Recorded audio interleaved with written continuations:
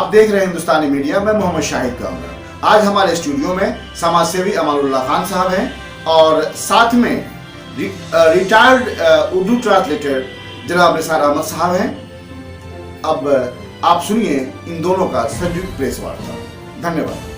हाँ, मोहम्मद शाहिद कामरा साहब, आपका बहुत बहुत शुक्रिया। आपने हम लोगों को बुलाया प्रेस कॉन्फ्रेंस के लिए, इसके लिए बहुत बहुत शुक्रिया।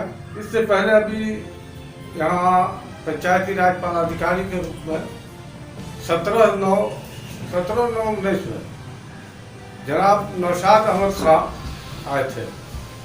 उस वक्त में नल जल की स्थिति 15% जो बहुत ही पुअर थी। पूरे 37 जिला में भी इसका कोई मधुबनी का नाम नहीं। इनके आने के बाद इन्होंने जैसो अपने एडमिनिस्ट्रेशन का सहारा लेकर के पूरे पंचायत को टाइट किया और इसको टाइट करते हुए ये अब तक में 88% या 80% के करीब पूरा काम करवाया। और जो इनके कठोर कार्रवाई से इन्होंने किया। और इस पर जो तो सारे जितने भी ठेकेदार और इस तरह के लोग जो ठेकेदारी करते हैं, दलाली करते हैं, वो इनके पीछे पड़ गए।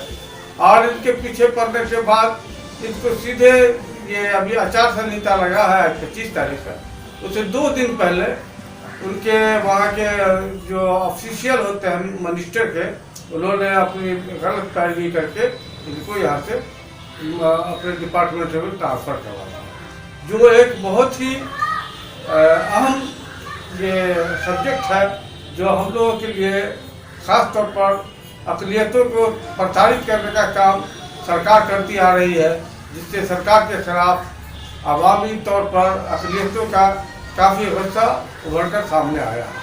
इनके काम से अभी जो डीएम साहब है वो भी बहुत ही खुश थे। और इनके किए हुए करीब 25 ऐसे जगहों पर इन्होंने जो तो अपना आदेश दिया कि निर्देश दिया कि जल्दी से काम हो। और इससे बकाए हुए जितने भी ये जनप्रतिनिधि के दलाल जो इस तरह के काम करते आ रहे थे, इनको बहुत नागवार गुजरा। कहीं इनको पैसा देने की ज़रूरत हुई, जिस पर जो तो ये पकड़ा गए और इनके टाइट करने पर ये लोग बहुत नाखुश हुए, जिसकी वजह से इनको प्रताड़ित करके वहाँ अपने डिपार्टमेंट में भेज दिया गया। ये एक बहुत ही ख़राब बात हुई।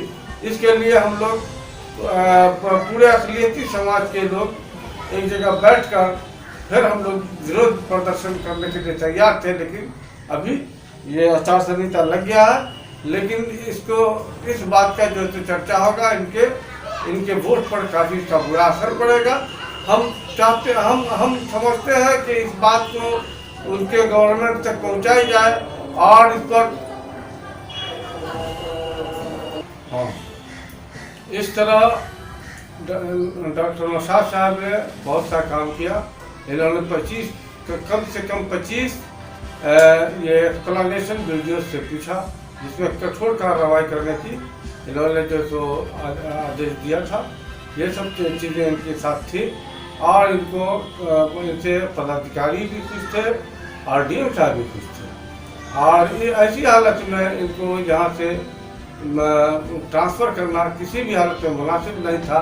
अभी इलेक्शन का टाइम था और ये सरकार ढूंढ कर अक़लियतों को तबाह करने के लिए नए चीज़ जो है तो पैदा करती है। इससे पहले अभी थोड़ा दिन पहले ये सरकारी काम में बाधा डालते हुए उर्दू को पहली और लाजमी ज़ुबान के बजाय तीसरी और इख्तियारी ज़ुबान के तौर पर स्कूलों की तालीमी निज़ाम में पढ़ाने का फैसला ले लिया, जिस पर सारे हिंदुस्तान के लोग बिफर गए। और अंजुमन तरक्की उर्दू हिंद के अरकान जिसमें प्रोफेसर सिद्दीकुर रहमान किदवई, अख्तरुल वासी, अतहर फारूकी जनरल सेक्रेटरी, इन लोगों ने अपना एक खत लिखा है जो मुख्यमंत्री जी को भी लिखा है। और इस पर अगर कार्रवाई नहीं लोग करेंगे तो फिर ये शोला बनकर उभरेगा, आग बनकर उभरेगा और अकलियतें की दिल के भड़ास किस तरह निकाली जाएगी, सब अपना भड़ास को निकालेंगे और निकालते रहेंगे और उर्दू को ये लोग दबाने की जितनी कोशिश करेंगे वो उतना ही उठेगी इसके साथ।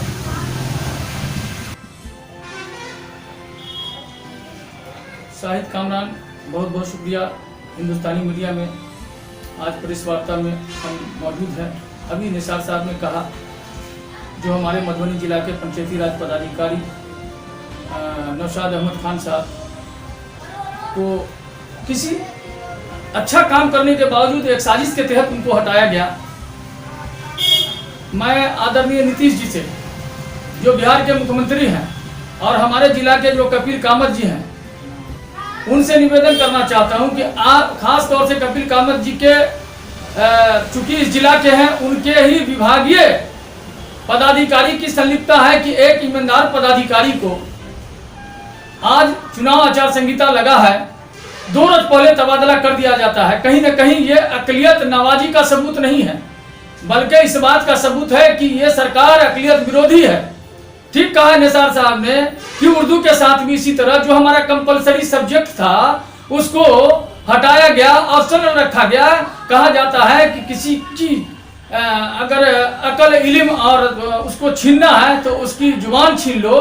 तो उर्दू, ये सोच के इन लोगों ने ऐसा किया है कि उर्दू अकलियत की जुबान है। तो नहीं, कतई ऐसा नहीं है। यह हिंदुस्तान की जुबान है और हिंदुस्तान में ही ये पली बड़ी है। जिस तरह राष्ट्रभाषा के प्रति हम लोग समर्पित हैं, उसी तरह उर्दू के प्रति भी हम लोग समर्पित हैं। इन दोनों मुद्दों पे हम लोगों को बिल्कुल आक्रोश है। मधुबनी जिला ही ने पूरे बिहार की अकलियतों में एक अजीब वातावरण बना हुआ है कि आखिर क्या वजह थी कि एक ईमानदार ऑफिसर जिसको डीएम जिसकी तारीफ करता हो, जो जल नल योजना में 15% जो काम था उसको डेवलपमेंट करके 85% पर ले गए हो, जो गलत घुसखोरी करने वाले डीएम और उसमें संलिप्त अमला के विरुद्ध उन्होंने कार्रवाई के लिए ये किया, ऐसे लोगों का तबादला होता है। कहीं न कहीं ये ओछी मानसिकता को दर्शाता है।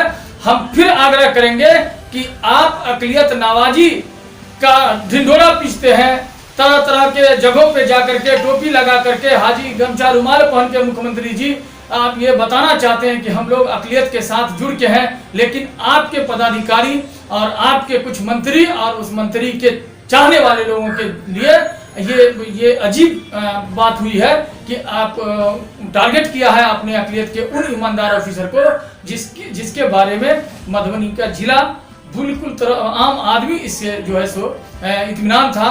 उसके बाद 2 रोज पहले इनका तबादला कर दिया जाता है। ये खेद का विषय है।